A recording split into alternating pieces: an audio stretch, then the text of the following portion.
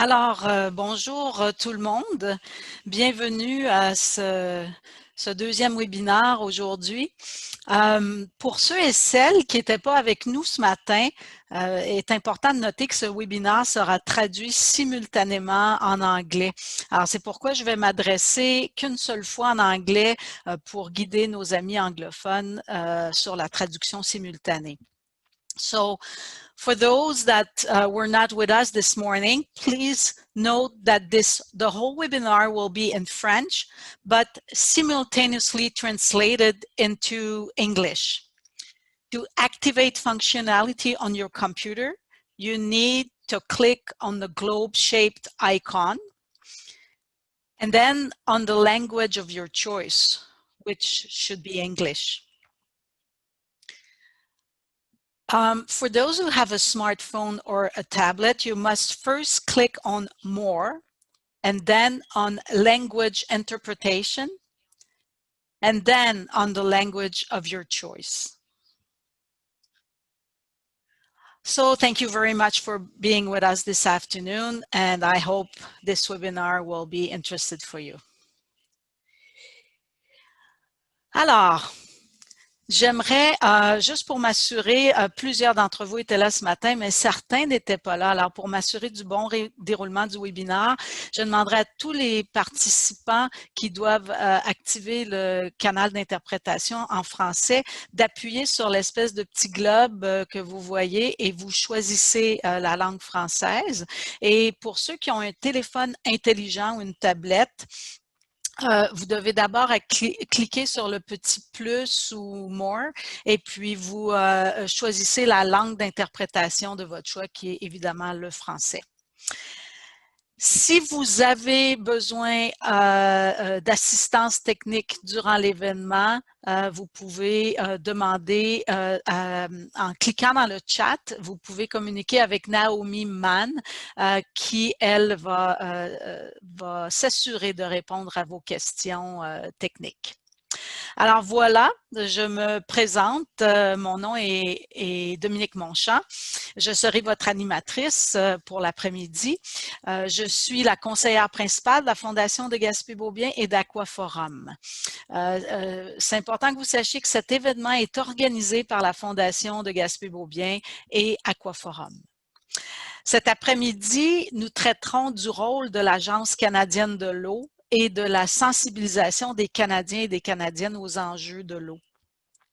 Nous tenterons de mettre en lumière les enjeux moins connus des Canadiens et des Canadiennes, ainsi que les programmes et les campagnes de sensibilisation aux enjeux de l'eau qui sont menés par différents organismes au Québec.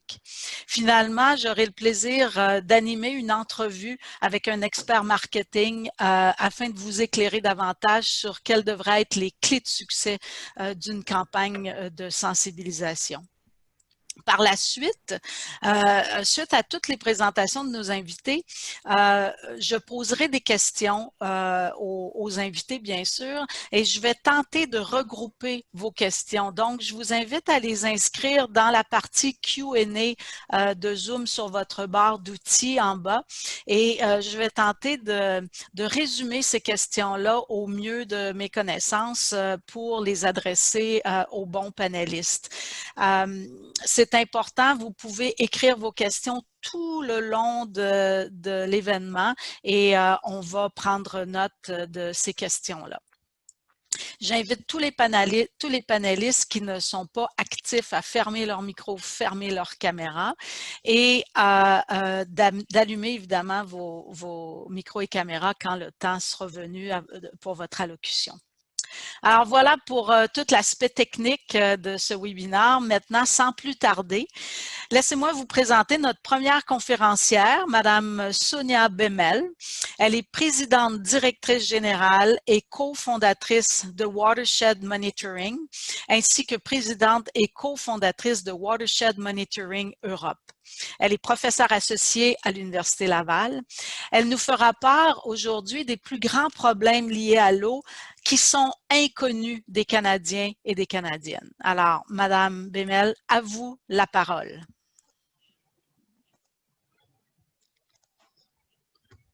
Oui, bonjour. Merci beaucoup pour l'introduction. Merci beaucoup à vous tous d'être là aujourd'hui. J'aimerais débuter mon intervention par une citation de la Commission européenne. Je vais vous la lire et commenter par la suite. Donc, l'eau est indispensable à la vie. Il s'agit d'une ressource vitale pour l'humanité qui génère et maintient la croissance économique et la prospérité. Elle est également au cœur des écosystèmes naturels et de la régulation climatique. Donc, ce que ça veut dire, c'est que sans avoir une eau en qualité et en quantité suffisante, il n'y a pas de croissance économique, il n'y a pas de développement, il n'y a pas de santé publique, il n'y a pas de sécurité publique.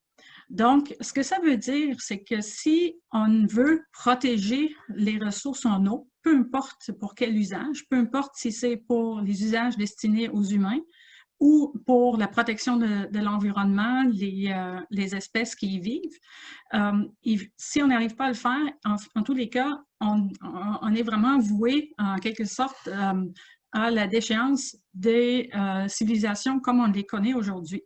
Il y a beaucoup d'exemples dans l'histoire de l'humanité qu'il y a des grandes civilisations qui ont vu leur déchéance parce qu'ils ont cessé de protéger leurs ressources en eau. On parle entre autres des Mayas, on parle des Romains, on parle de plusieurs d'autres civilisations à travers la planète.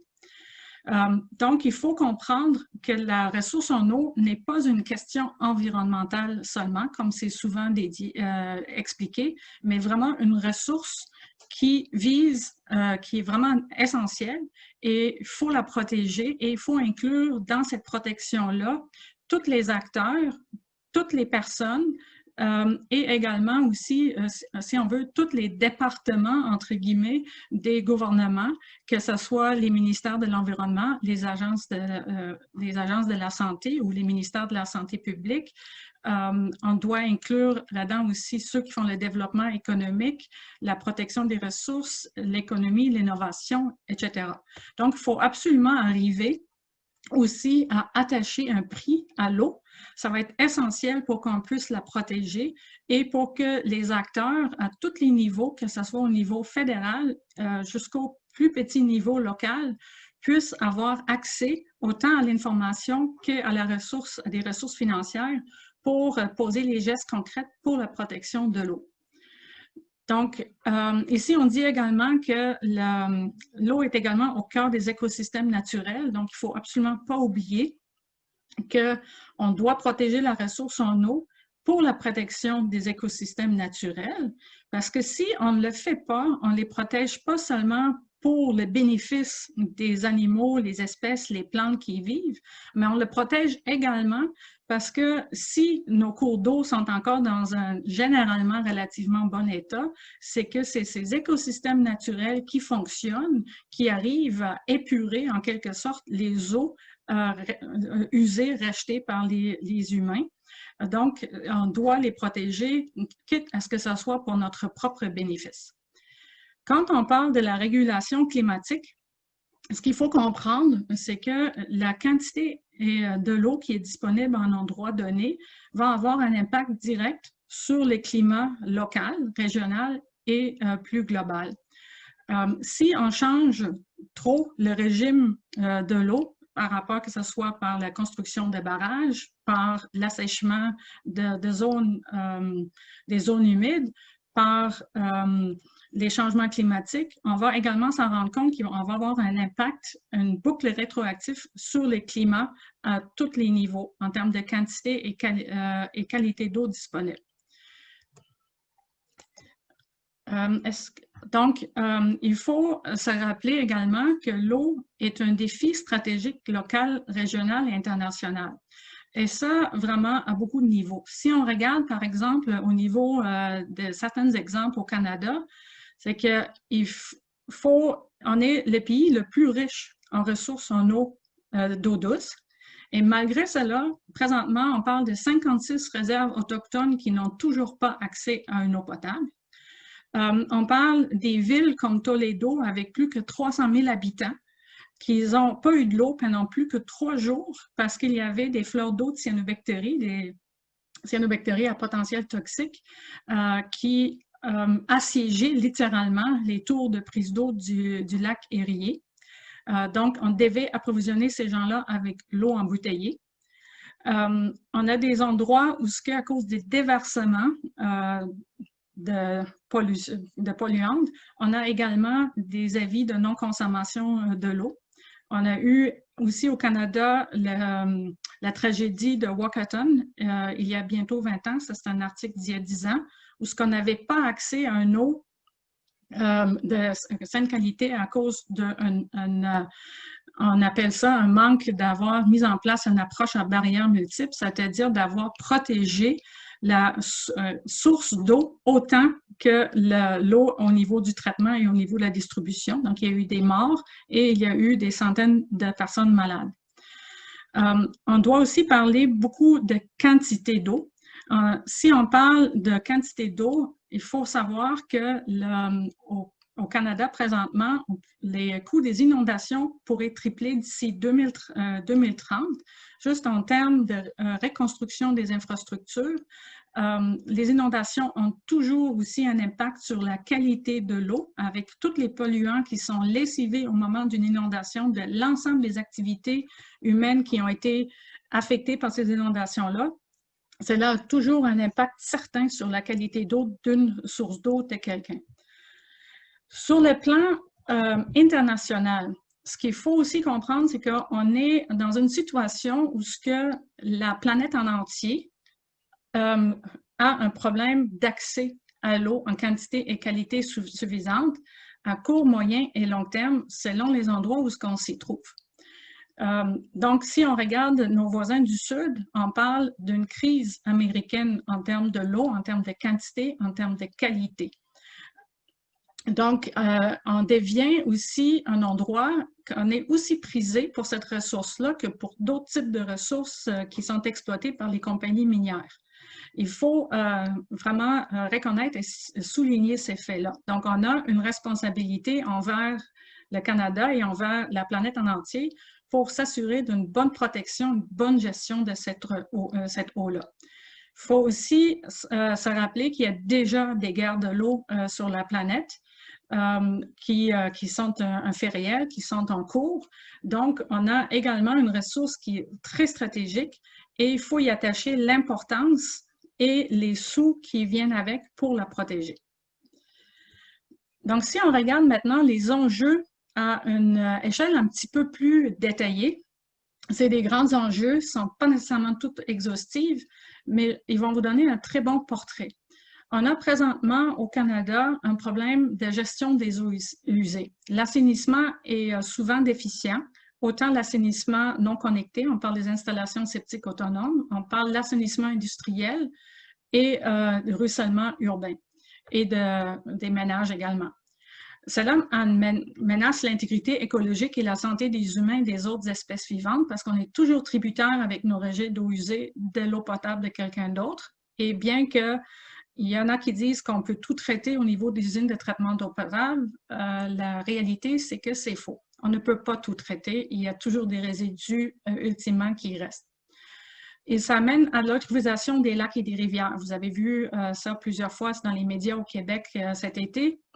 On a un problème d'algues bleues-verts, de mortalité de poissons, et j'en passe.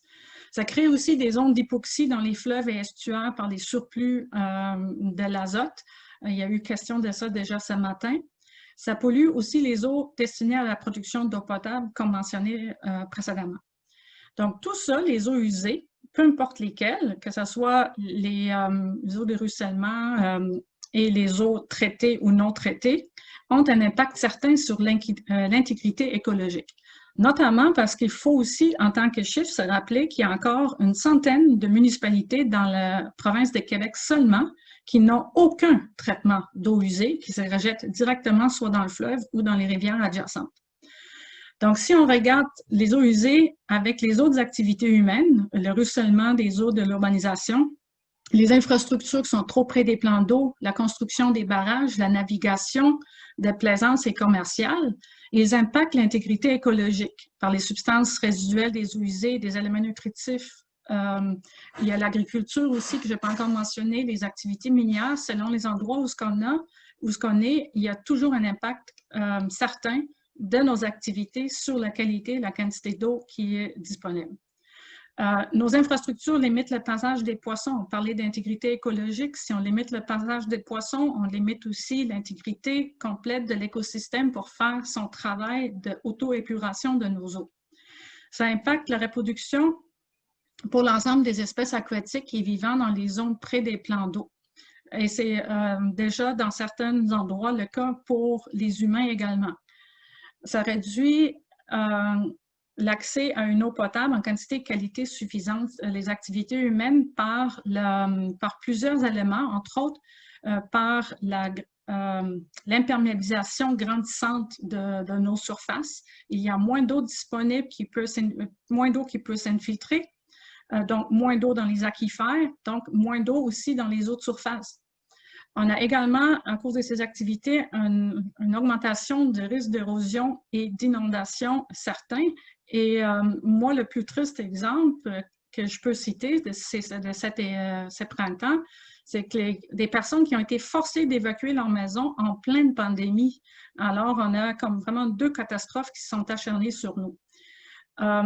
On a un élément qui devient de plus en plus préoccupant au Canada, mais notamment au Québec, où on en sait quelque chose, c'est l'augmentation d'utilisation des self-dévorés a un impact vraiment certain déjà sur la qualité de l'eau à plusieurs endroits. Les changements climatiques ont un impact sur la distribution des précipitations et les changements de température, donc réduisent la disponibilité de l'eau dans l'espace-temps pour certains secteurs, augmentent le risque d'inondation, fréquence étendue, change la température de l'eau des plans d'eau, changements physiques, biologiques, chimiques sont associés, réduisent le temps de glace sur les plans d'eau et j'en passe. Mais si on donne un exemple déjà très concret, on a par rapport à ça des endroits où on manquait carrément d'eau à plusieurs reprises déjà au Québec et ça dans un endroit où on a le plus d'eau disponible, qui est le Québec. Mais localement, il y a des endroits comme Saint-Antoine-de-Tilly qui a manqué d'eau potable et qui devaient l'acheter à la Ville de Québec, puis ont transporté l'eau en camion-citerne à la municipalité. Il y a des endroits où les pompiers ont dû intervenir pour amener de l'eau, pour remplir les piscines, parce qu'il manquait d'eau dans leur puits individuel. Est-ce que c'est la bonne priorité? C'est à vous de se poser la question. Il y a une surconsommation certaine de notre eau potable et ça, notamment dans les endroits où on refuse de mettre en place des compteurs d'eau, ce qui est le cas pour la grande majorité de partie des municipalités du Québec. Donc, l'eau ne paye toujours pas l'eau. Donc, le résultat, c'est que l'accès à l'eau potable en quantité et en qualité suffisante est déjà un enjeu au Canada. Et on se rappelle ailleurs, donc il y a qui logne sur notre eau, à cause d'un manque d'assainissement des eaux usées, d'une surconsommation de l'eau potable, des changements climatiques, les infrastructures humaines et ultimement aussi la politique. On ne peut pas accepter dans un pays qui se veut un pays développé qu'il y a encore environ 20 000 Autochtones qui n'ont toujours pas accès à une eau potable, que des centaines de poissons meurent dans un déversement, qu'on a des changements à tout point de vue, des problèmes à tout point de vue. Donc, il faut absolument intervenir. Il faut intervenir de manière concertée et avec les moyens financiers qui s'y attachent. Et pour ça, j'ai un exemple que j'aimerais vous présenter, qui est ma recommandation pour l'Agence canadienne de l'eau. C'est que on a vu souvent dans les questions les derniers jours, lors des consultations, que les gens sont craintifs par rapport à garder leurs compétences. C'est tout à fait justifié. Par contre, il y a déjà un modèle qui existe ailleurs où en tout respect des compétences, en tout respect des acteurs déjà en place, en tout respect des différences qu'il peut y avoir en termes de zones climatiques, en organisation politique, en différence d'enjeux, en différence de type de sol, de type de plan d'eau. Et c'est la directive cadre européenne sur l'eau. Donc, ma recommandation que le Canada et l'Agence canadienne de l'eau devraient s'orienter vers une directive cadre sur l'eau. Et je vais me permettre de vous lire deux extraits de la directive cadre, puis un exemple d'intégration pour illustrer mon propos rapidement. En 2000, la directive cadre sur l'eau harmonise la réglementation européenne en matière de gestion de l'eau et instaure l'obligation de protéger et restaurer la qualité des eaux et des milieux aquatiques dans l'ensemble de l'Union européenne. Donc, déjà, on a une orientation ensemble et après, on s'est doté d'une façon de faire une mise en œuvre qui s'intègre dans les structures existantes, qui donne des incitatifs financières et qui se dote également des directives complémentaires comme sur les inondations, les eaux souterraines, les eaux de baignade, les eaux potables, pour couvrir l'ensemble du spectre des problématiques qui arrivent au fur et à mesure et qui nous guettent plus loin pour arriver à protéger nos ressources en eau. Et ça, selon moi, c'est un modèle adapté au Canada qui devrait être suivi avec les moyens financiers qui viennent avec. Merci beaucoup.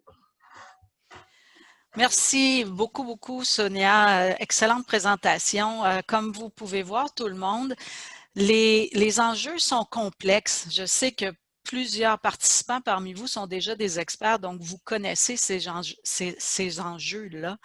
Mais on parle ici de comment est-ce qu'on va arriver à sensibiliser l'ensemble des citoyens du Québec et du Canada. C'est pas facile, les enjeux sont complexes, les enjeux sont nombreux et en plus on vit dans un pays où on a 2 langues officielles, donc les défis sont immenses. Alors pour la suite de ce webinaire, on va vous présenter des panélistes qui ont initié des façons de sensibiliser. Alors, vous allez découvrir toutes sortes de programmes de sensibilisation ou de campagnes de sensibilisation. Chaque intervenant a exactement 4 minutes. Il y a 8 intervenants qui ont 4 minutes pour vous décrire leur programme ou leur campagne, tout en indiquant les obstacles qu'ils ont rencontrés et ils auront une recommandation à faire pour les futurs dirigeants de l'Agence canadienne de l'eau. Alors, sans plus tarder, je donne la parole à Monsieur Jean-Éric Turcotte, qui est directeur général de Stratégie Saint-Laurent et directeur exécutif du Fonds d'Action Saint-Laurent. Il nous parlera du défi Saint-Laurent. Alors, Jean-Éric, la parole est à toi.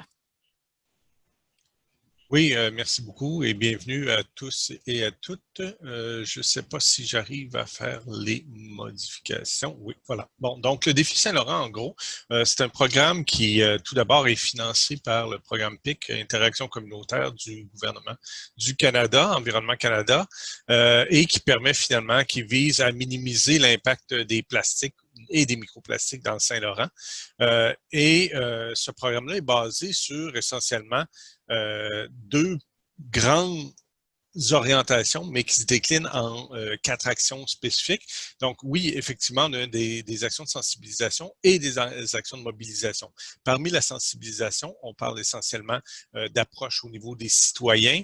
On parle également d'outils spécifiques qui sont adaptés aux écoles, notamment des SAE, des situations d'apprentissage et d'évaluation, qui cadrent exactement dans le cadre scolaire québécois. Des municipalités également, on a des fiches informatives, on a des événements, des conférences qui s'adressent directement aux gens des municipalités, ainsi que aussi à l'industrie, mais on a ciblé tout particulièrement l'industrie écotouristique liée au Saint-Laurent parce qu'on s'est dit que c'était des gens qui étaient particulièrement intéressés donc par l'état du Saint-Laurent puisqu'ils en vivaient au quotidien. Au niveau de la mobilisation, en fait, les 4 grandes familles ou 4 grandes façons de s'impliquer, une fois que les gens sont pour nous éduquer, informer, éduquer et sensibiliser, ils sont prêts à se mobiliser, donc passer à l'action. Pour passer à l'action, ils ont différents créneaux, différentes possibilités. On a de vastes campagnes de nettoyage de rives au Saint-Laurent qui sont faites avec des partenaires comme l'Organisation Bleue, le WWF Canada ou Mission 100 tonnes. Donc, les 4 organisations ensemble et des fois, on a d'autres partenaires comme le G3E qui se sont greffés cette année, le Port de Québec, etc. et qui viennent nettoyer des portions du Saint-Laurent parce que chaque morceau de plastique retiré des berges n'est pas susceptible de se décliner, de se désagréger en microparticules qui peuvent être ensuite ingérées par la faune, entre autres, et créer toutes sortes d'autres problèmes. La réduction de l'utilisation des plastiques à usage unique aussi au sein des différentes industries, on a des outils de sensibilisation qui permettent à ces compagnies-là, ces entreprises-là, de se mobiliser, de s'engager à réduire leurs pratiques. Il y a 5 niveaux d'engagement. On a une diffusion de sensibilisation qui peut se faire au niveau l'éducation, comme je l'ai fait valoir tantôt, mais on a adapté aussi un mode d'engagement aux municipalités qui va être lancé bientôt et qui va permettre aux municipalités de prendre des engagements concrets, des actions concrètes sur le terrain. Et on a un volet aussi sciences citoyennes qui permet de caractériser, de faire des échantillonnages et de caractériser. Ça s'est fait avec une organisation qui s'appelle Polymère et on va caractériser le plastique un peu partout sur le Saint-Laurent en impliquant les collectivités, les citoyens, etc. Donc, essentiellement, voici la teneur du défi Saint-Laurent. Ce qui m'amène à vous parler, dans le fond, de ma recommandation. C'est sûr que si vous voulez en connaître plus sur le défi Saint-Laurent, le site est très bien fait, le site de Stratégie Saint-Laurent aussi, c'est facile à trouver.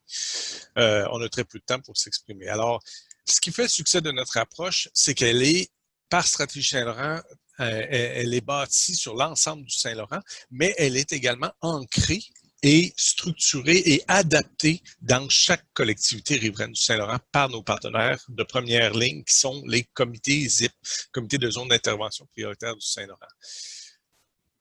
Le contexte actuel fait en sorte qu'on a de moins en moins de financement dans le domaine de l'éducation relative à l'environnement. Et également, il y a une tendance très lourde, particulièrement au fédéral, de faire des programmes coast to coast. C'est bien là, de cibler l'ensemble des Canadiens, mais il faut garder à l'idée que les problématiques, les réalités régionales sont très, très différentes, mais également les cultures aussi. Donc, on se doit d'avoir des programmes mieux financés et également adaptés régionalement. Et s'il y avait une recommandation à faire de façon plus spécifique, une future agence canadienne de l'eau ne devrait pas se substituer aux organismes déjà existants qui sont experts en éducation relative à l'environnement, mais au contraire, mettre en valeur leurs programmes, leurs projets, quitte même à financer les traductions des différents projets mis en valeur. Voilà, c'est ce que je voulais vous dire aujourd'hui. Merci beaucoup, Jean-Éric. Merci infiniment. Jean-Éric, tu vas pouvoir fermer ta caméra. On va donner maintenant la parole à Madame Denise Cloutier. Denise Cloutier, qui est directrice générale du Centre d'interprétation de l'eau. Elle nous parlera, entre autres, des programmes de sensibilisation adressés aux jeunes au Centre d'interprétation. Alors, Denise, à toi la parole.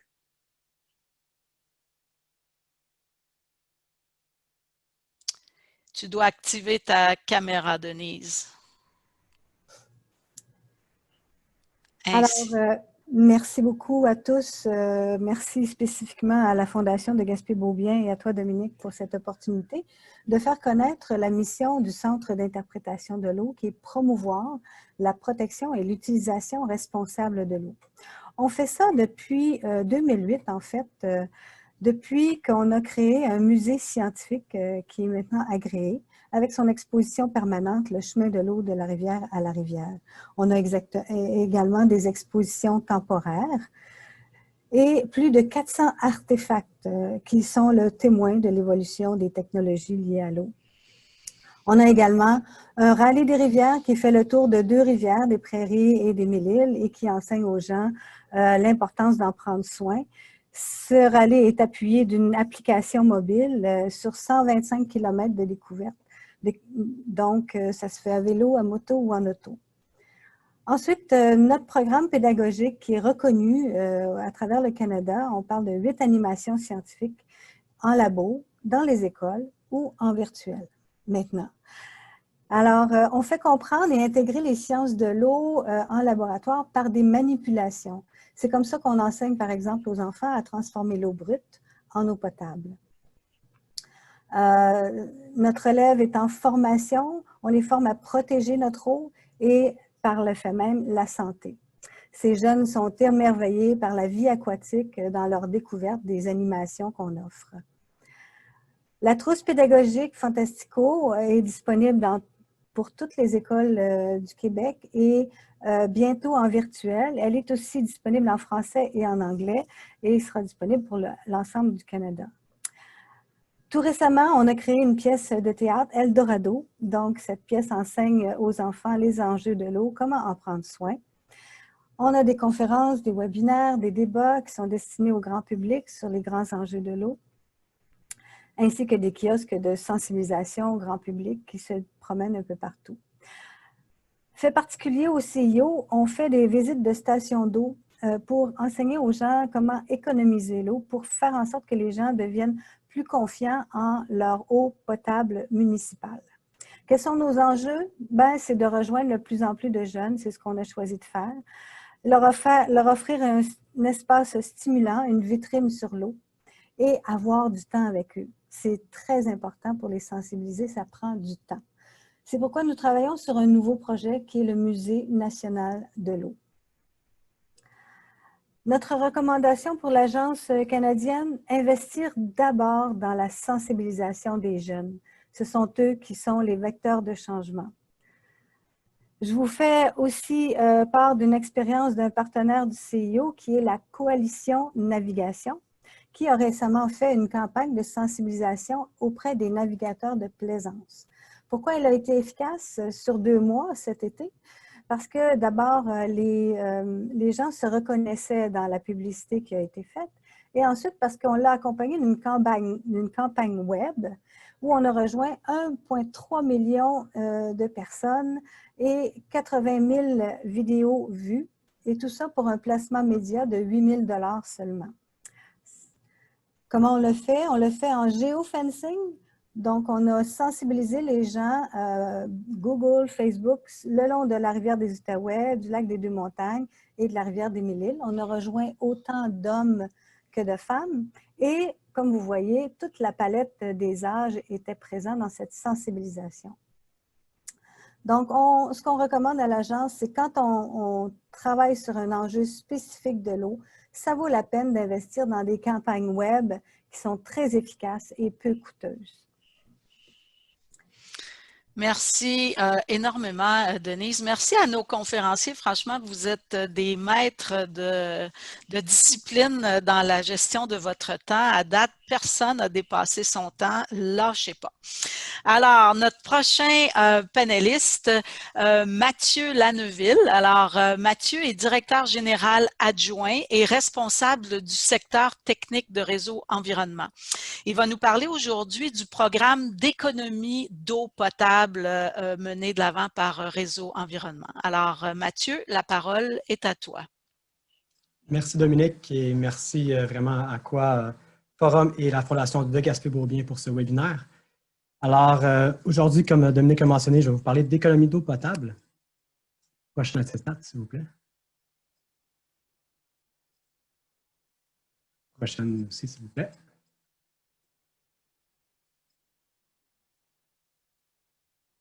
Alors, avant d'aller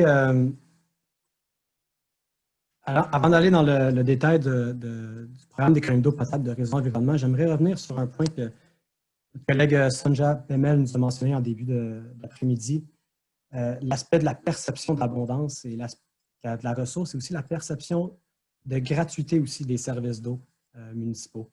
Et d'entrée de jeu, je pense, avant de présenter le programme, et je pense quelque chose qui nous rassemble tous, c'est de comprendre c'est quoi la relation que les Québécoises et les Québécois ont avec la consommation d'eau potable.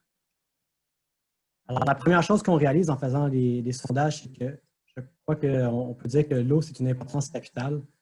Alors, on le voit, 42% des gens affirment que la consommation et l'utilisation de l'eau les préoccupent beaucoup. Les sondages nous montrent aussi que 50% pensent que l'eau est beaucoup gaspillée au Québec. Et 81% ressentent un sentiment d'urgence à poser des gestes durables pour l'environnement.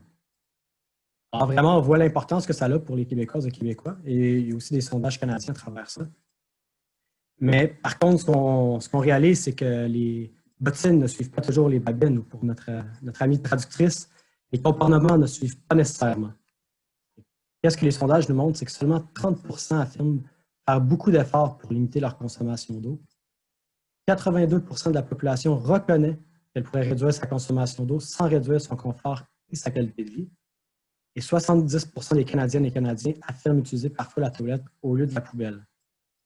Alors, ça nous montre vraiment l'enjeu qu'on a en termes de sensibilisation, je pense, coast to coast, de trouver des façons pour que finalement on puisse arriver à concrétiser cette volonté qu'on a de protéger notre ressource qui est importante.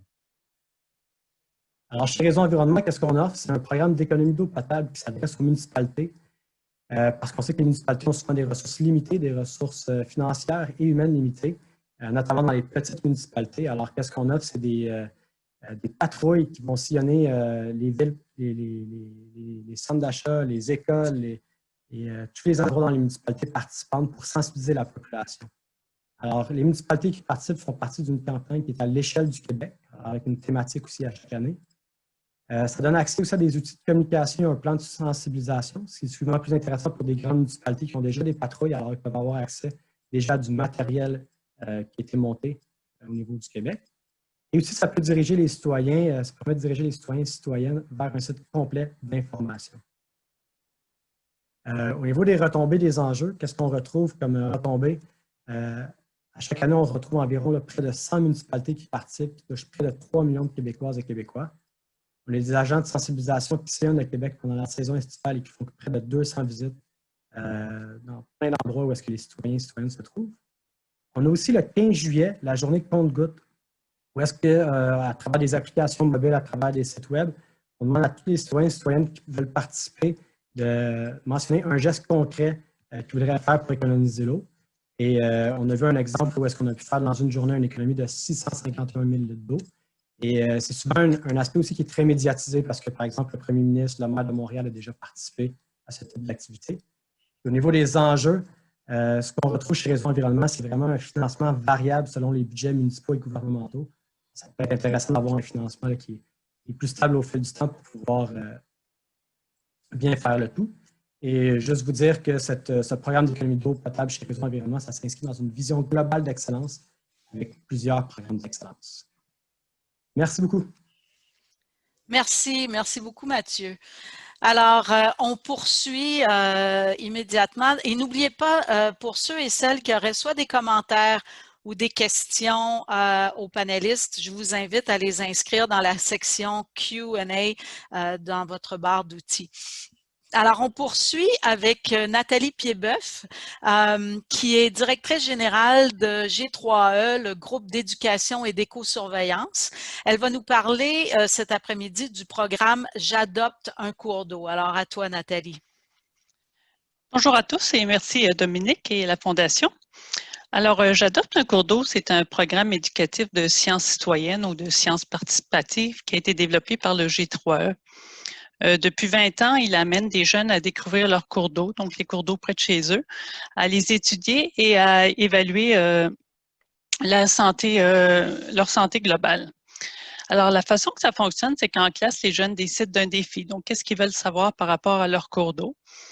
Par la suite, ils apprennent certaines notions en lien avec le projet et ils vont sur le terrain réaliser différents paramètres. Donc, ils étudient la qualité de l'eau, les macro-invertébrés benthiques et les poissons. Et tout récemment, on a ajouté l'impact des changements climatiques sur les petits cours d'eau dans le projet. De retour en classe, ils vont analyser et saisir leurs résultats qui, après validation, sera diffusé sur une carte interactive qui est disponible sur le site web du G3E. Et pour conclure le projet, ils peuvent réaliser une action en lien avec leur cours d'eau. J'adopte un cours d'eau cible les groupes de 5e à 6e primaire, du secondaire ainsi que du cégep, soit les niveaux de la 5e à la 12e année. Au fil des années, on a fait des adaptations pour les aires naturelles protégées, ainsi que pour certaines communautés autochtones du Québec. Le programme se réalise à l'échelle du Québec, mais également dans d'autres provinces, donc surtout en minorités francophones comme le Manitoba et le Nouveau-Brunswick.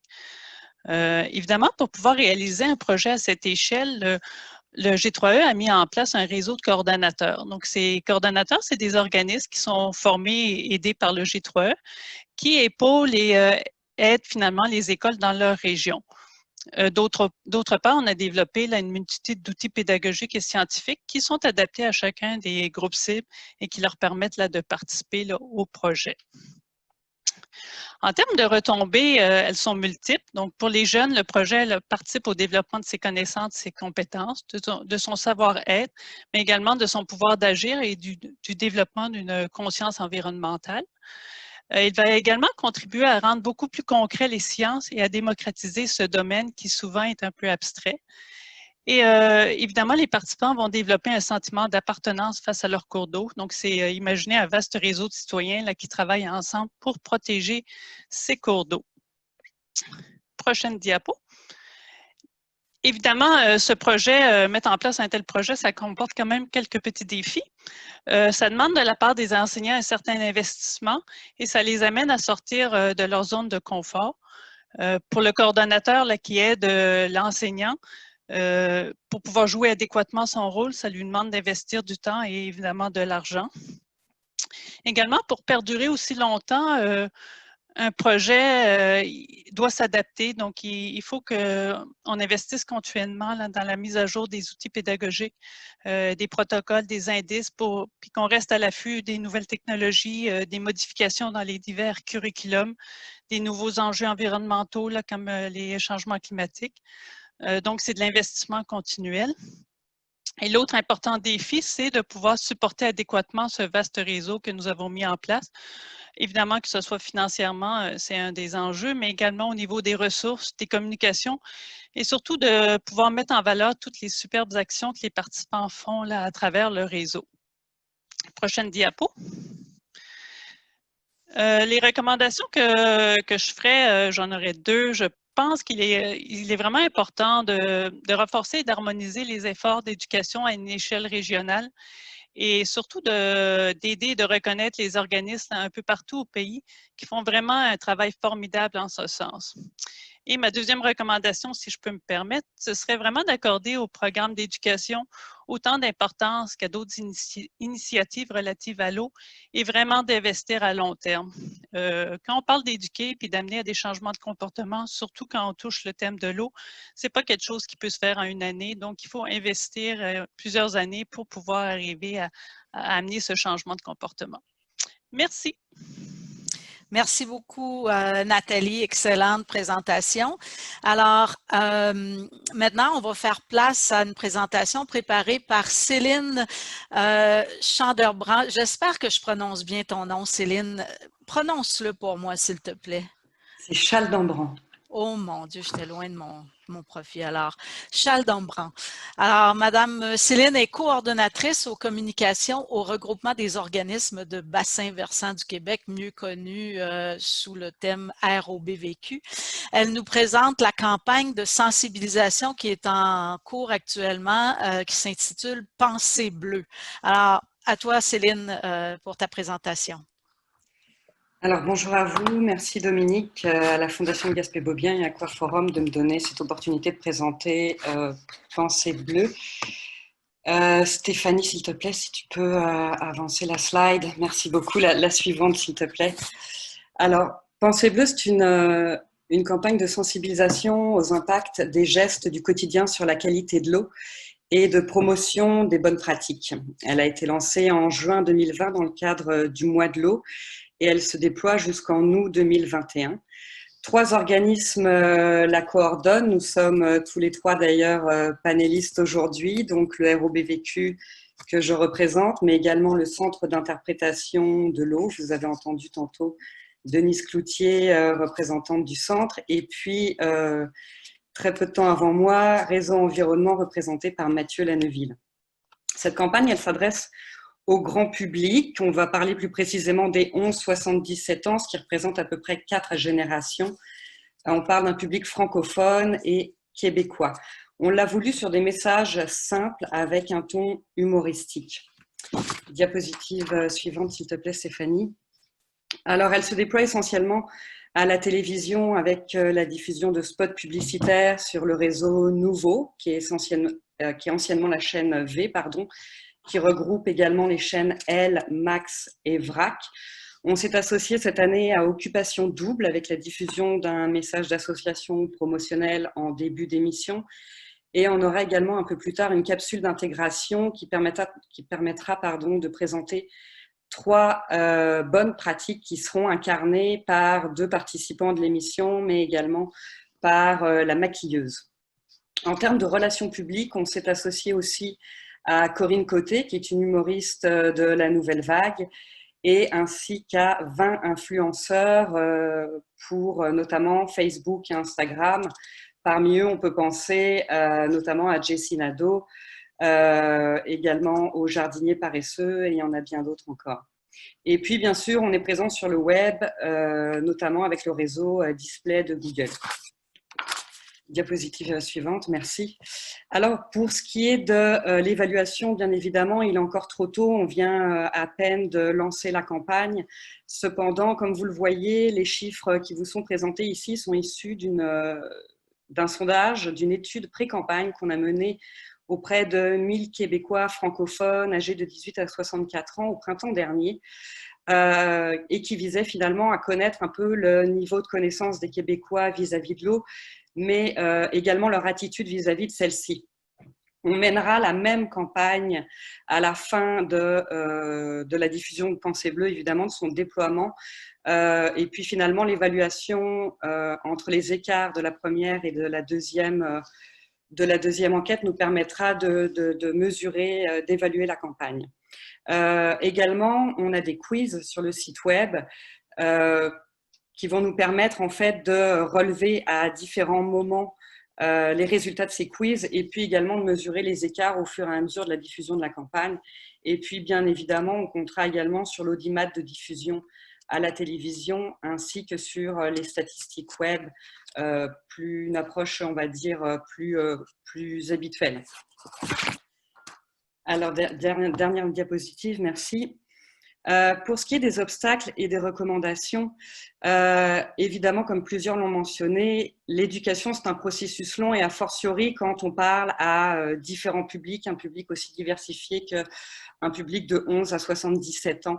Donc, le temps est très, très important, d'autant plus quand on s'attend à un changement d'attitude. Finalement, en deuxième recommandation, je parlerai de l'arrimage entre une approche comme Pensée Bleue qui est plus provinciale et des initiatives plus régionales ou locales. C'est ce qu'on a fait notamment lorsqu'on l'a lancé. On l'a fait dans le cadre du mois de l'eau. Juin au Québec, c'est le mois de l'eau. Ce qui a permis finalement un arrimage des activités organisées par les OBV ainsi que les tables de concertation entre des initiatives, des activités plus locales, plus régionales et justement la campagne Pensée Bleue qui a une visée plus provinciale. Ça permet d'apporter un éclairage plus concret et d'arrimer des messages finalement, je dirais, plus généralistes à des réalités, à des enjeux plus locaux. Ça permet également d'augmenter la force de frappe. Voilà pour moi. Merci, merci beaucoup Céline, très belle initiative.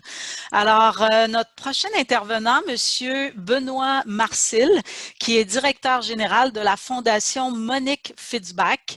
Benoît va nous parler aujourd'hui d'un projet que la Fondation a mené qui s'intitule « Mon fleuve et moi ». Alors Benoît, à toi la parole. Tu dois activer ton micro, Benoît. Merci. Alors, bonjour à tous et à toutes. Merci aux organisateurs de nous donner la chance de parler de cette initiative-là. Une initiative de la Fondation Monique Fitzbach, vraiment pour faire réaliser aux jeunes la richesse du Saint-Laurent, pour en développer une fierté et pour leur donner l'occasion de s'exprimer. Alors, la Fondation Monique Fitzbach existe depuis 2006. La Fondation agit pour développer la conscience environnementale et sociale chez les jeunes du Québec. Donc, on ne se targue pas d'être des spécialistes en eau, mais en éducation plutôt. Alors, Mon fleuve et moi est un outil pédagogique. Donnez-moi une seconde, je change de diapo. Oui, merci. Alors, est une trousse pédagogique d'abord. C'est une trousse qui est envoyée au personnel enseignant dans les écoles primaires et secondaires du Québec depuis 2011, en fait. Et cette trousse-là est composée de différents documents. Donc, un document d'information qui va présenter différentes richesses du Saint-Laurent. Donc, on parle évidemment de certaines valeurs environnementales, de biodiversité, de faune, de flore, mais on parle aussi de tourisme, on parle des usages du Saint-Laurent, on va parler culture, on va parler d'agriculture, on va parler beaucoup d'économie aussi. Donc, on est plus dans un projet de développement durable, d'économie, de transport maritime, d'industrie maritime, incluant des métiers aussi. Et il y a aussi des activités pédagogiques qui sont offertes, qui sont proposées dans un autre document. Donc, ça, c'est offert, c'est les enseignants qui vont décrire ce projet-là aux jeunes. Les jeunes sont aussi invités à participer à un concours de dessin. Alors, ce concours-là, prochaine diapo, s'il vous plaît. Merci. Ce concours de dessin-là existe aussi depuis 2011 et très, très, très populaire. C'est probablement un des plus populaires dans les écoles actuellement, certainement dans le milieu de l'environnement. À chaque année, on va recevoir plusieurs centaines de dessins. Les images que vous voyez en haut à droite de chacun de mes écrans proviennent de ce concours-là. Et ce qu'on fait, donc, on reçoit plusieurs centaines de dessins, des jeunes de 4 à 20 ans qui nous envoient leur vision du Saint-Laurent, c'est ce qu'on veut, leur permettre d'exprimer. Et on en choisit une cinquantaine et on en fait une murale. Cette murale-là est ensuite distribuée pour que des gens la voient le plus possible. Donc, on les met sur les traversiers de la Société des traversiers du Québec, à l'Aquarium du Québec et le long du Saint-Laurent dans différents parcs municipaux, par exemple, ces temps-ci, au parc de l'Anse-Tébitz à Lévis. Alors, vous voyez à l'instant la murale sur un des traversiers ainsi qu'une activité de reconnaissance de ces jeunes-là.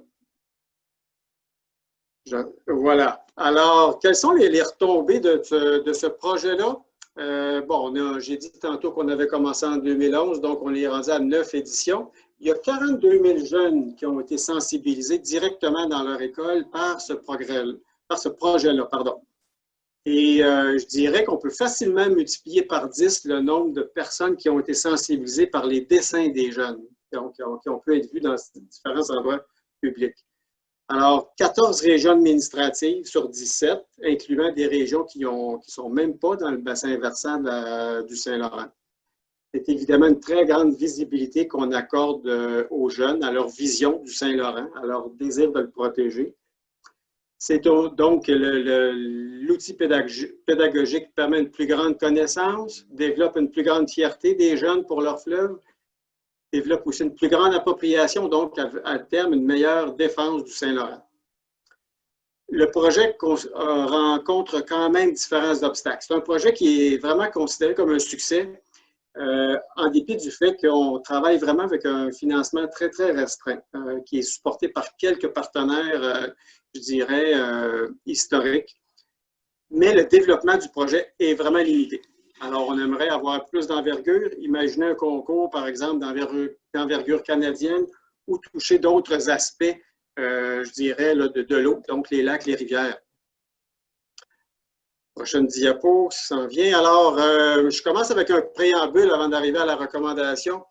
Les jeunes Québécoises et les Québécois ne réalisent pas nécessairement la richesse que leur procure leur plan d'eau, incluant le Saint-Laurent. La sensibilisation est vraiment essentielle. Et les jeunes peuvent être de magnifiques, des très efficaces moteurs de transformation sociale. Alors, la recommandation faite à l'Agence canadienne de l'eau serait de impérativement se préoccuper de sensibilisation de la jeunesse sur l'enjeu de l'eau. Et l'Agence a également un très grand avantage à s'appuyer sur la présence des multiples organisations qui sont déjà actives, qui sont déjà reconnues dans le milieu scolaire. Ça complète ma présentation. Je vous remercie. Merci beaucoup, Benoît. Merci. Tu peux fermer ta caméra, Benoît. Notre prochain panéliste est Frédéric Poitras. Frédéric n'est pas nécessairement un expert de l'eau, mais c'est un gars de Québec avec un parcours d'entrepreneur socio-culturel qui se plaît à faire les choses différemment. Il est cofondateur du Resto Le Cercle depuis 2007 à Québec. Il est également le fondateur de la Commune Web, une boîte de création de contenu et de gestion de communauté. Et depuis 2014, il est l'administrateur de la page Facebook du maire Labaume à Québec. Autrement, il investit beaucoup de son temps à apprendre à devenir un allié sincère des Premières Nations en prétendant agir concrètement pour la réconciliation. à ce jour, l'initiative du lancement et la poursuite du mouvement des Blancs-Becs est ce dont il est le plus fier. Alors, on invite Frédéric à nous parler de ce projet des Blancs-Becs débarquent. Alors, Frédéric, à toi. Merci beaucoup. Bonjour tout le monde. Très content d'être parmi vous aujourd'hui. Avec les Blancs-Becs, je tente bien humblement de sensibiliser mes amis sur Facebook, entre autres, mon entourage, à la présence de nos voisins autochtones, au fait qu'ils étaient là avant nous, puis qu'on les connaît trop peu, ou même que je pourrais dire qu'on ne les connaît pas. Donc, j'ai aussi l'intention de faire le tour des 53 réserves du Québec. Je crois que j'agis concrètement pour un vrai vivre ensemble avec nos voisins. Tout a commencé en novembre 2016. J'écoutais le téléjournal. C'était l'histoire des femmes autochtones de Val-d'Or qui subissaient du racisme systémique, on va utiliser le terme qu'on entend beaucoup dernièrement, de la part des agents de la Sûreté du Québec. Moi, j'ai vécu un écœurite, si vous me permettez l'expression, un trop-plein. Puis, j'aurais voulu être impuissant, mais je n'ai pas pu être impuissant parce que c'est pas à l'autre bout du monde. L'Abitibi-Témiscamingue, c'est quand même loin. Je n'étais jamais allé, mais je me suis dit, c'est au Québec. J'y vais. J'ai parti les Blancs-Becs débarquent. Premier événement, aller porter des souhaits à Val-d'Or. Puis, j'ai ramassé 150 cartes, principalement écrites par des femmes de Québec, destinées aux femmes de Val-d'Or. On était 3 garçons. On peut dire que c'est une action féministe que nous avons fait. On est allé livrer les cartes. En plus, on avait du chocolat, du miel, plein de présents que des gens voulaient leur donner. Donc, ce qu'ils ont pu sentir, c'est que je n'étais pas le seul qui avait été touché par cette histoire-là. Puis on avait envie de dire à nos sœurs qu'on était là. Donc, on avait rempli mes obstacles. Est-ce que j'ai le contrôle? Oui. Donc, je vais prendre le contrôle. Les obstacles. Oui, mes préjugés, mon ignorance, mais surtout mes peurs. J'avais vraiment peur de ne pas faire ça comme il faut, peur de ne pas m'y prendre de la bonne manière. Faut se rappeler qu'à cette époque-là, je connaissais personne, aucun autochtone, et je n'étais jamais allé dans une réserve. J'étais sur le point d'abandonner parce que plusieurs m'invitait à me désister. On remettait en doute le nom de mon initiative elle-même. J'étais sur le point de ne pas le faire et j'ai un ami qui est le prochain. Notre ami Anis ici, il dit « Fred, c'est bon les cartes, mais ça ne se mange pas.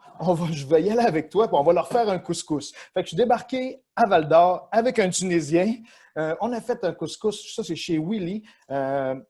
Donc voilà, c'est le Centre d'amitié autochtone de Val-d'Or qui est un lieu de répit pour les gens en situation d'itinérance. On a fait un couscous pour tout le monde. Vous comprendrez que la clientèle était majoritairement des gens issus des premiers peuples, des Anishinabés du coin là-bas. Ensuite, alors voilà. Après ça, ça fait 4 ans, j'ai fait plein d'aventures. Moi, je vous rappelle que j'aurais eu peur d'être mal accueilli, mais c'est vraiment été tout le contraire. Même que je vous dirais que les Autochtones m'enseignent des choses. Moi, je pensais aller là pour donner un coup de main, mais finalement, c'est moi qui bénéficie.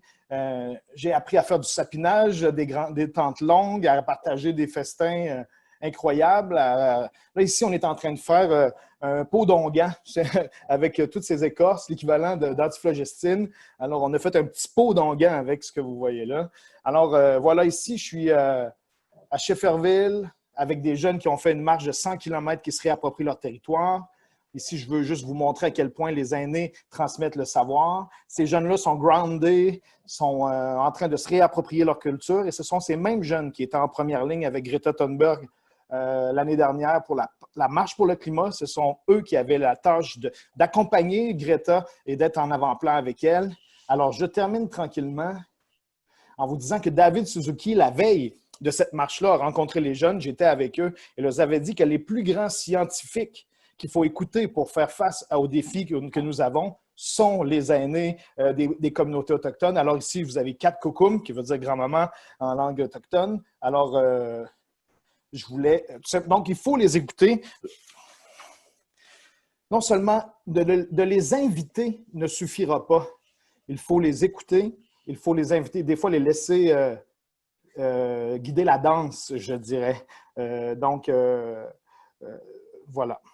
Je ne sais pas si vous comprenez ce que je veux dire. Simplement de les inviter ne suffira pas. Prendre le temps de les écouter, c'est bien gentil, mais je crois qu'il faut souvent... Est-ce que je pourrais avoir accès à ma dernière slide? Oh, je vois mal, mais ce n'est pas grave. J'en avais une après. Je veux tout simplement dire que il faut prendre le temps, il faut changer. Après avoir compris et respecté ce qu'ils ont à nous enseigner, il faut changer notre façon d'être et les laisser guider la danse. Point. Désolé d'avoir débordé. Non, il n'y a pas de quoi, Frédéric. Merci beaucoup pour ton intervention, extrêmement intéressant. Alors, il nous reste une dernière panéliste avant de rentrer en ligne avec notre expert en marketing, François, qu'on voit venir d'apparaître. François, je vais t'inviter à fermer ta caméra, t'es 5 minutes à l'avance. Et puis, on va terminer avec notre dernière panéliste, Andréane Parent. Madame Parent, qui est directrice générale du projet de la Réalité climatique Canada.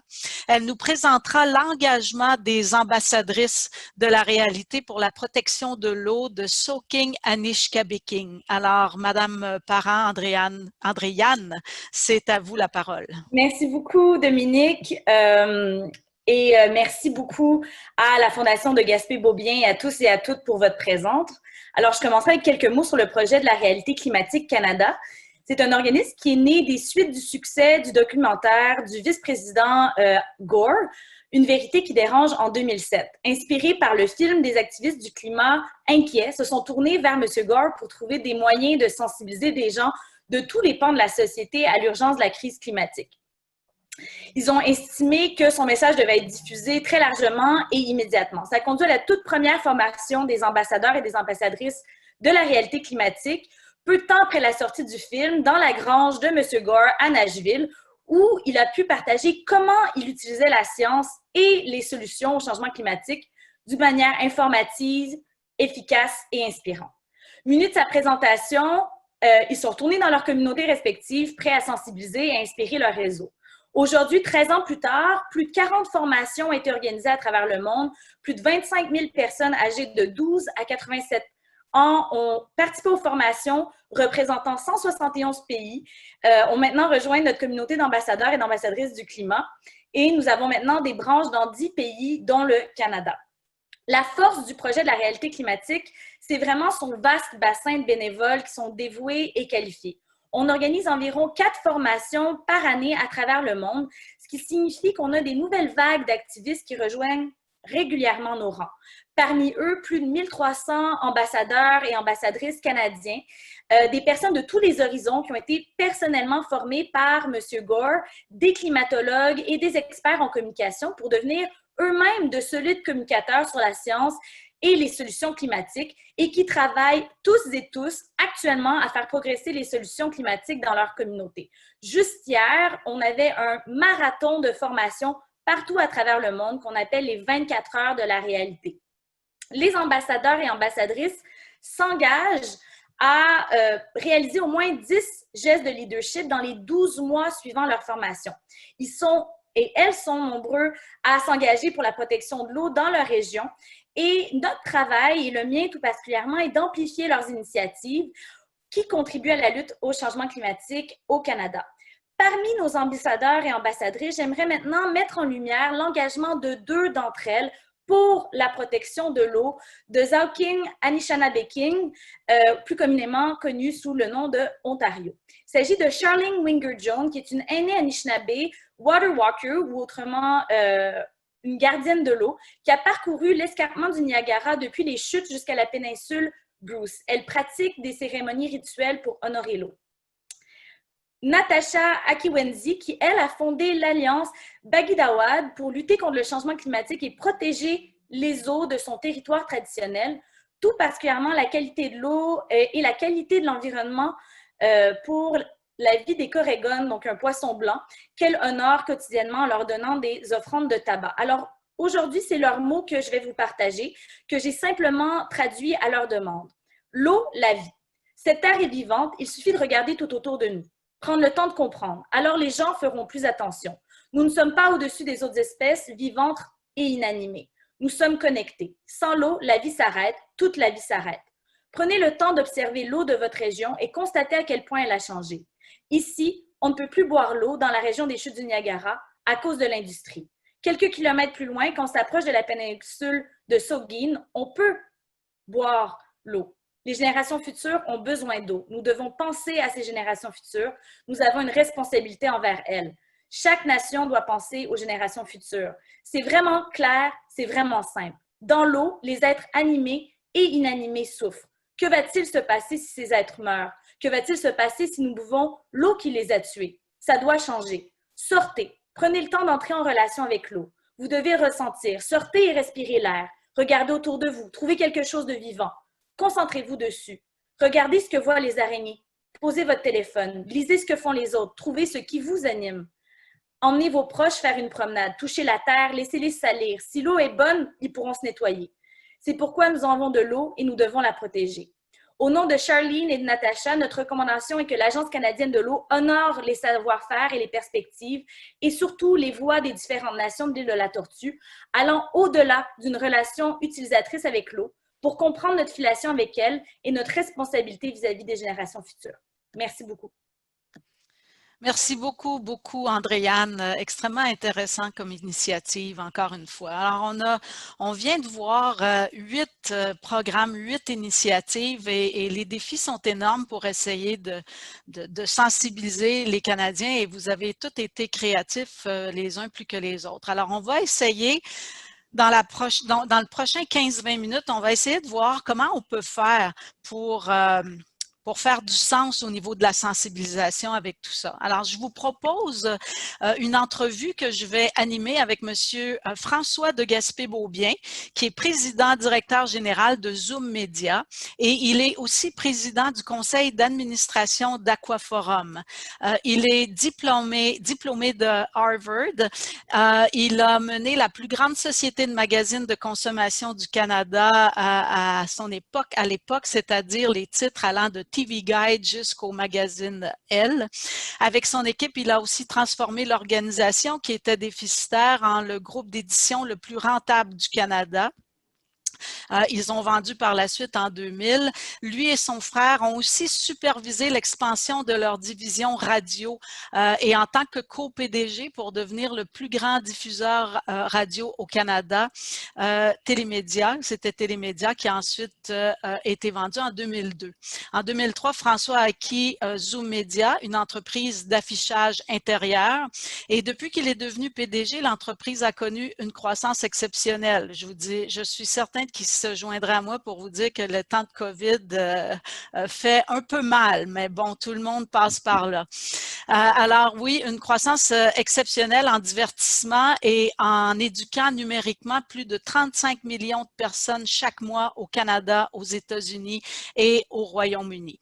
Alors, je vais questionner François sur les clés de succès d'une campagne de sensibilisation et la façon de toucher à grande échelle les comportements des citoyens et citoyennes. Alors, François, tu es prêt?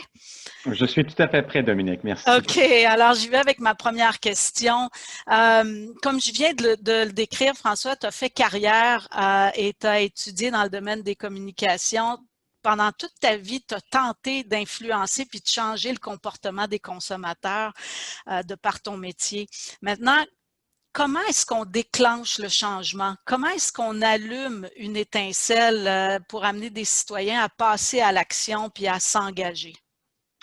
Merci, Dominique. Je viens justement de quitter, je préside aussi sur l'Association mondiale des écrans numériques en dehors de chez soi. Et j'ai quitté, on était 1500 sur mon live stream il y a quelques secondes.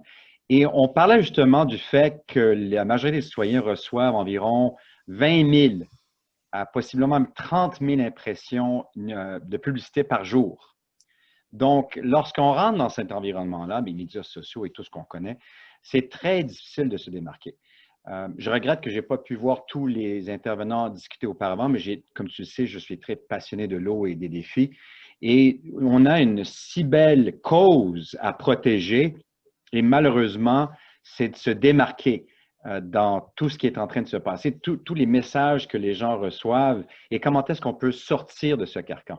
Et ça me rappelle ce que mon père a fait lorsqu'il a parti participation. On se souvient dans ce temps-là que les Canadiens, on avait un certain défi lorsque ça venait au côté éducationnement physique, au côté du fitness. Et mon père a pris des simples images.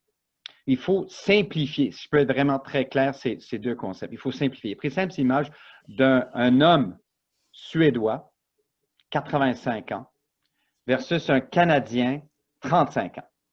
Et l'homme suédois, 85 ans, était 5 fois en meilleure shape que le Canadien ou le Québécois à 35.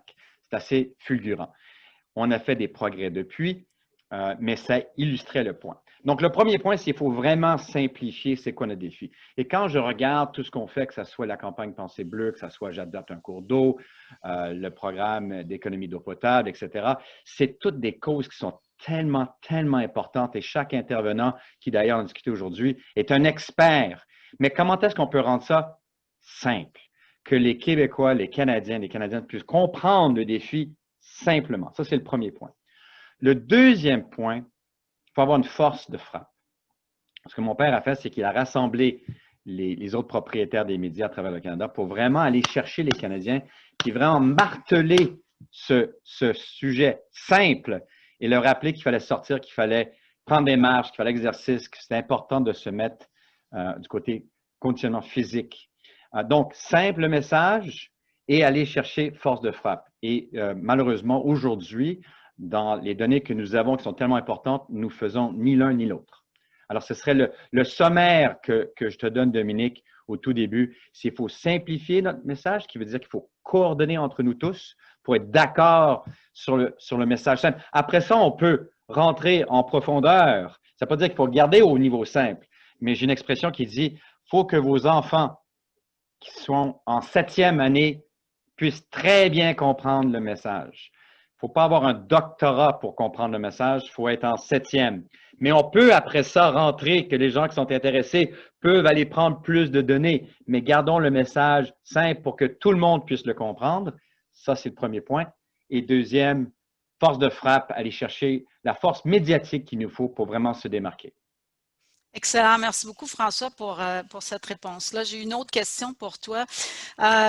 Je sais que tu n'as pas été là dans les présentations avant, mais je te connais, je sais que tu as fait tes devoirs et tu as lu sur chacune des initiatives qui a été présentée aujourd'hui. Tu es très au fait de ce que les gens ont présenté.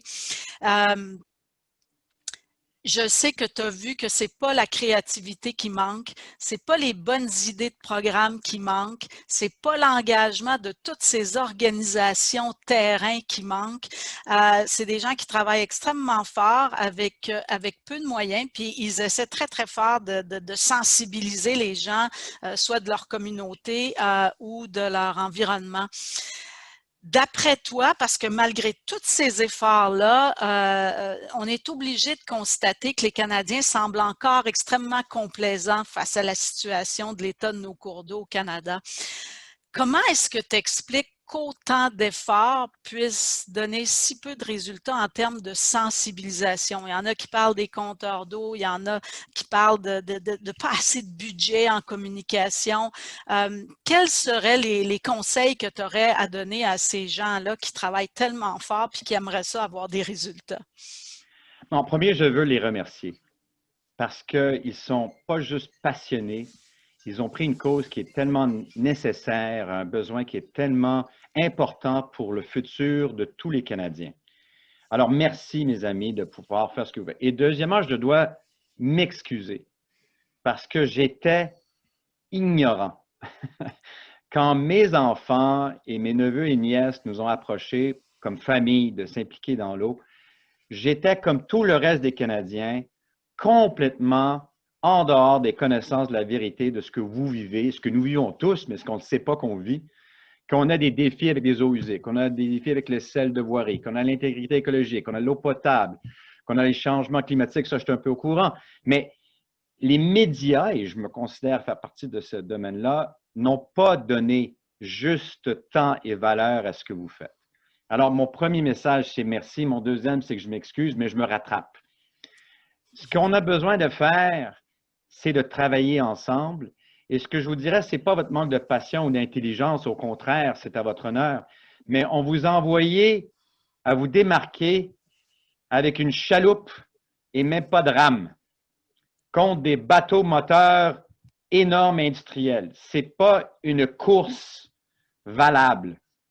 Et les Américains diraient « It's not fair ». Je sais que je ne suis pas supposé parler en anglais. Les traducteurs vont être furieux avec moi. Mais ce n'est pas juste ce qu'on vous a fait. Et partie de la famille, ce qu'on veut faire, c'est vous aider de ce domaine-là. Mais c'est parce que les moyens ne sont pas là. Alors, et chaque personne apporte une connaissance tellement importante.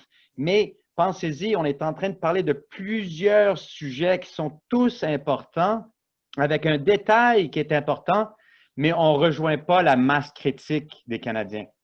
Même moi, je n'étais pas au courant des défis qu'on avait.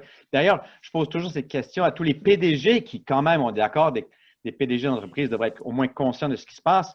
Et la majorité des Canadiens avec qui moi, j'interpelle et je pose des questions me répondent « Ben non, on est une nation bleue. On a des eaux douces qui sont très pures. » Et quand je leur parle le fait que le Hudson est plus pur que la rivière de l'Ottawa, ils disent « Mais impossible. » Alors, vous faites la bonne chose, mais malheureusement, vous n'avez pas les moyens d'exécuter au bon niveau. Alors, c'est pourquoi, pour répondre à ta question, Dominique, le fait qu'on est trop séparés, il faut coordonner, il faut avoir un message ou quelques messages, mais très simples pour aller chercher la masse critique et avoir, je me répète, mais avoir le temps médiatique qu'on a besoin pour aller, après ça, creuser en profondeur une fois qu'on a sensibilisé les Canadiens. Comment, si demain matin, François, je te rassure tout de suite, on ne va pas te donner ce mandat-là. Mais si demain matin, on disait, on a des moyens, ça y est, on a des moyens, on commence par quoi? Qu'est-ce que tu recommanderais à l'ensemble des intervenants? Comment on devrait s'y prendre concrètement là, en termes marketing et communication? Je reviens à mon père qui m'a beaucoup inspiré dans ma vie, mais je reviens à ce qu'il a fait avec Participation. Il faut rendre ça compréhensible aux Canadiens. Et ce ne l'est pas aujourd'hui. Et on doit prendre responsabilité, mais je ne veux pas pointer les doigts parce que tous les gens qui ont participé aujourd'hui font partie de la solution. Vous êtes la solution. On doit vous écouter, comme le message qui a été fait, mais malheureusement, vous n'avez pas de temps d'antenne. Et il faut d'abord simplifier. Alors, pour répondre à ta question, il faudrait rassembler ce que tu fais, ce que nous faisons, Dominique, tous les gens qui sont autour de cette conférence, mais aller chercher les points clés, on les a, et maintenant simplifier. Et c'est ce qu'une agence fait. Vous savez, je m'excuse de me parler de cette façon-là, mais je suis un homme de marketing. Notre défi d'eau est un produit. Et nous devons rendre ce produit accessible aux Canadiens, qu'ils puissent comprendre qu'est-ce qu'on essaie de communiquer. Et aujourd'hui, les Canadiens, les Québécois, les Québécoises ne comprennent pas qu'on a un défi des eaux douces. Ils ne sont pas au courant. Et donc, on doit simplifier. Et je parle à travers les images. Je suis aussi très friand de ce que tout Steve Jobs a fait. Et si vous connaissez Apple, simplifier des belles images, mais l'image n'est pas juste une belle image, une image qui communique. C'est quoi l'avantage de ce produit? On doit faire la même chose avec nos défis des eaux douces pour que les Québécois, les Canadiens comprennent, mon Dieu, il y a un défi et il y a des solutions. Ce n'est pas juste alarmiste. François, en passant, je m'adresse à tous nos participants au webinaire qui sont près de 200 en ce moment. Si vous avez des questions spécifiques à poser à François ou aux intervenants précédents, utilisez le Q&A qui est dans votre barre d'outils et à la fin de mon entrevue avec François, je vais pouvoir poser les questions aux bonnes personnes. Donc, je vous invite à poser vos questions. François, j'ai très bien compris ce que tu viens de nous expliquer. Message simple. Ça prend un message simple. Tu sais, pareil comme moi, après avoir fait nos devoirs, comment est-ce que l'eau est complexe. Les problématiques de l'eau sont très complexes. Ils sont nombreux, ils sont diversifiés. Puis en plus, on vit dans un pays qui a 2 langues officielles. Le défi est gigantesque d'essayer de simplifier le message. Et Et probablement que chacun des intervenants aujourd'hui te dirait, ben, écoute François, je veux bien la petite pomme de Apple, là, qui est très simple, oui, mais comment moi, je vais faire passer mon message? Et je me souviens d'en avoir discuté dernièrement avec toi où tu me disais, captons d'abord l'attention, puis après, on va faire connaître les interventions, pas les interventions, mais les initiatives de tous ces gens-là. Peux-tu nous expliquer un petit peu comment tu vois ça, de simplifier le message tout en prenant en compte la complexité du C'est un défi qui est assez, je ne dirais pas énorme, mais c'est un défi qui est très présent. Mais moi, l'important, c'est qu'on aille chercher le forum de l'audience. Je pense que tout le monde, les 200 que nous sommes aujourd'hui sur cet appel, serait heureux si on était capable de dire, nous allons chercher 10 millions de Canadiens, pratiquement un tiers de notre population. Okay? On va prendre 10 millions de Canadiens, on va aller les chercher, puis on va les mettre dans un environnement captif au fil de 3 mois, disons en totalité, on va avoir un bon 6 minutes avec eux. Est-ce que vous seriez heureux de ça? Parce que moi, ce que j'aimerais faire, c'est aller chercher ces 10 millions. Éventuellement, j'aimerais chercher tous les 33, là, mais commençons avec le 10. Et je pense qu'il faut créer un système qui s'enchaîne. En premier, un message simple. Mais il faut aussi créer un site web par excellence. Et ce site web, ça commence à un niveau simpliste, mais tu peux rapidement descendre. Et ce site web qu'on va créer, que nous devrions créer, que je souhaite aider à créer, va aller chercher les eaux usées, va aller chercher les sels de voirie, va parler d'intégrité écologique, va parler des eaux potables, va parler des changements climatiques, mais va aussi parler de la campagne Pensée Bleue, va aussi parler Mon fleuve et moi, Défi Saint-Laurent. Tout va être là. Et même si tu veux continuer à creuser, tu peux même aller sur les sites web des experts qu'eux autres ont œuvré toute leur vie sur le défi Saint-Laurent, par exemple, pour vraiment apprendre si tu le souhaites. Mais au moins, on peut aller chercher les 10 millions ici, puis après ça, leur permettre de descendre. Et l'important, mes amis, je pense qu'il faut aller chercher que les citoyens contribuent dans leurs gestes, dans leurs actes, et avec leur portefeuille. Le temps est venu qu'on aille chercher les citoyens des moyens de pouvoir en faire plus avec tous les défis que vous avez aujourd'hui, que nous avons, mais aussi que dans leurs gestes, ils achètent biologique, ils comprennent c'est quoi l'impact. Parce que vous savez que quand un citoyen agit, les producteurs, les gens d'affaires réagissent et les politiciens aussi. La seule manière qu'on va arriver à faire un changement concret, c'est que nous devenons plusieurs. 200 à 2000, à 200 000, à 2 millions, à 20 millions, etc. Excellent. Merci François. J'ai une dernière question pour toi avant de passer à la période de questions. Bon, comme tu sais, l'Agence canadienne de l'eau est sur la plateforme du gouvernement actuel. Lors du dernier discours du trône, ils nous ont à peu près confirmé que l'Agence canadienne de l'eau allait voir le jour. Donc, en termes de sensibilisation des Canadiens et des Canadiennes en matière d'enjeux de l'eau, quelle serait ta recommandation en tant qu'expert marketing sur le rôle que devrait jouer cette nouvelle agence? Alors, moi, je dirais, Dominique, simplement 2 choses que je vais approfondir. Financement et coordination, avec mise en valeur à côté de coordination. Financement, quand je pense à tous les gens qui sont impliqués, qui sont d'ailleurs justement sur cet appel, qui ont œuvré si fort, si passionnément et sans moyens, des moyens tellement limités que comparativement, c'est pratiquement sans moyens, on a besoin de leur donner des ressources. Donc, financement rentre en premier plan. En deuxième temps, on a des initiatives qui sont fragmentées. On ne peut plus opérer en silo. Si on continue à opérer en silo, on va toujours rejoindre 1000 personnes, 20 000 personnes. Excusez-moi pour la mauvaise analogie, mais c'est des gouttes d'eau dans un océan. Il faut qu'on se rassemble. Il faut qu'on vienne ensemble.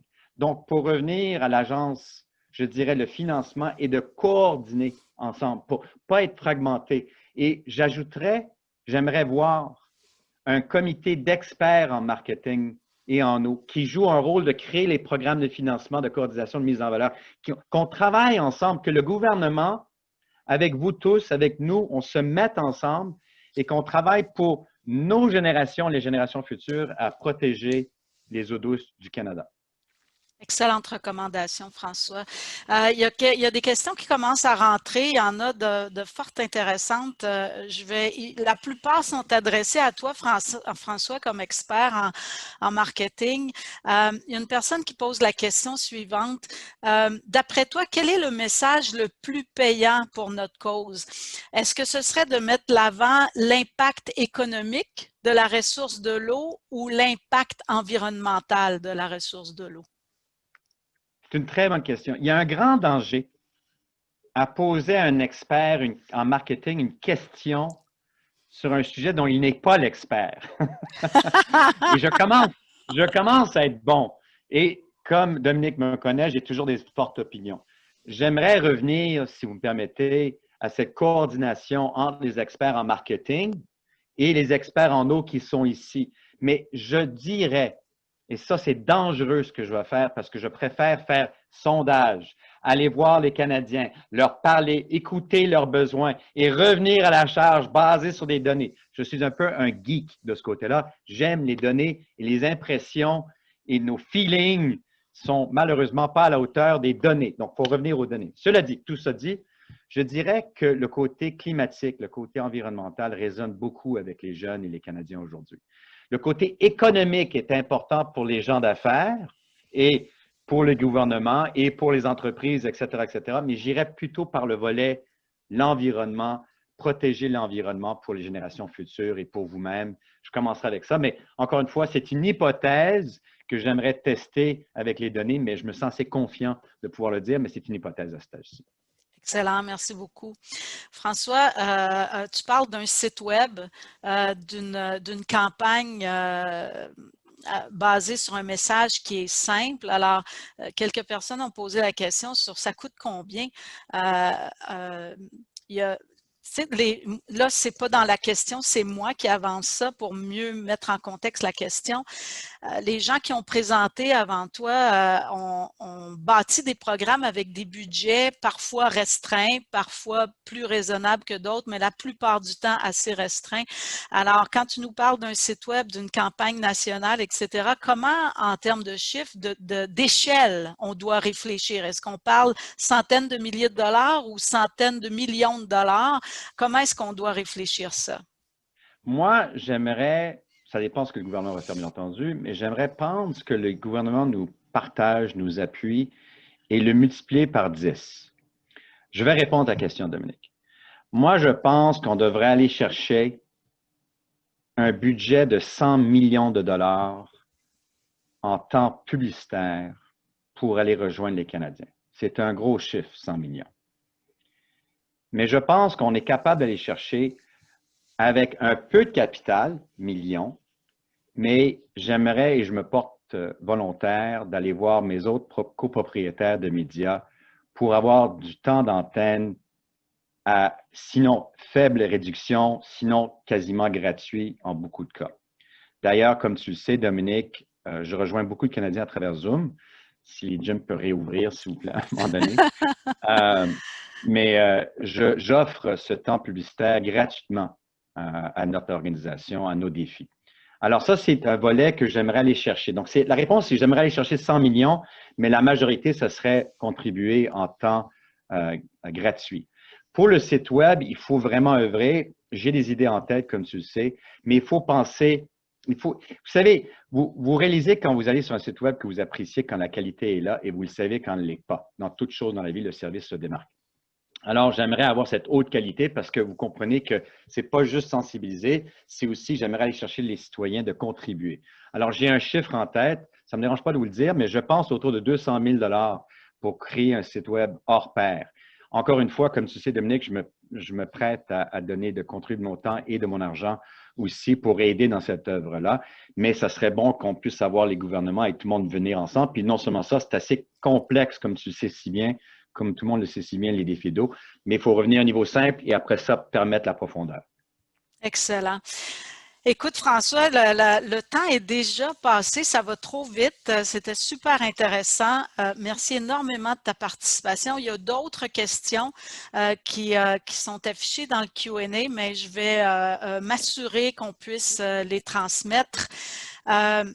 Alors, comme je dis, c'est déjà terminé. J'espère que cette journée qu'on a passée ensemble vous a permis de mieux comprendre la situation qui entoure la création de l'Agence canadienne de l'eau et surtout que ça vous aura permis de cerner les messages les plus importants à transmettre aux futurs dirigeants de l'Agence canadienne de l'eau.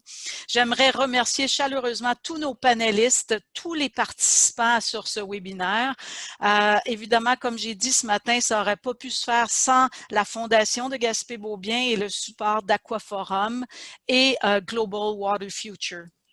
Je tiens à remercier la firme Éco-Gestion qui a coordonné avec brio cet événement. Et finalement, merci à l'équipe de travail qui a conçu et qui a réfléchi au contenu de ces deux webinaires. Jean-Éric Turcotte, Jean 5 Mars, Denise Cloutier, Antoine Verville, Jean Paquin et Stéphanie Allard. Alors, tel que promis, on va faire un rapport sur les deux webinaires qui va inclure les faits saillants avec tous les recommandations ainsi que tous les commentaires et les questions du Q&A. On va faire un rapport. J'invite ceux qui veulent placer leurs commentaires sur la plateforme de l'Agence canadienne de l'eau qui s'appelle Place Speak à le faire. Vous allez trouver le lien dans le chat. Alors, je tiens à vous remercier sincèrement. Il y a plus de 250 personnes qui ont participé aujourd'hui à ces deux webinaires, les seuls qui étaient offerts en français et je pense que ça s'est bien déroulé. Puis j'espère qu'on a créé des ponts avec nos amis anglophones. J'espère que nos traducteurs ont été capables de nous suivre convenablement. Alors, je salue nos amis des autres provinces ben voilà, merci beaucoup tout le monde et au revoir.